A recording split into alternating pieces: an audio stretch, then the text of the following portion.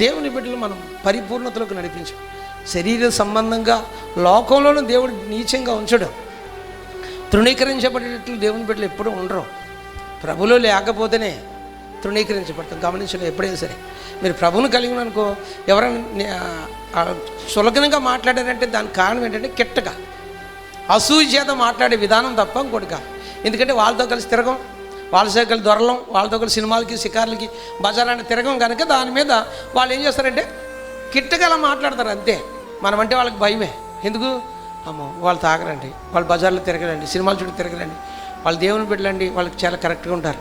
వాళ్ళకి ఏంటి భయం? మన దగ్గరికి వచ్చిన కుదిరిగా ఉండాలి. వాళ్ళు ఎలా పడితే అలా మన దగ్గర ఉండలేరు. అదేనమాట. అంతే తప్ప వేరే ఏమి కాదు. మనము దేవుని బిడలంగా పరిశుద్ధంగా ఉంటాం, లోకంలో ఘనంగా ఉంటాం. చూడు, తప్పు చేయని ఎవరైనా సరే ఏం చేయరు? వీళ్ళకి చూపించగలరా? చులకనగా మాట్లాడగలరా?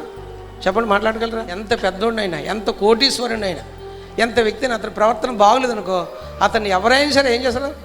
తోలనాడి మాట్లాడతారా? అదే పొరపాటు లేనివాడిని, ఎంత చిన్నవాడినైనా సరే తృణీకరించి మాట్లాడలేదు. సరే, అందుకని దేవుడు మనకి భూమి మీద కూడా మంచి పేరు ఖ్యాతిని కలుగజేస్తాడు.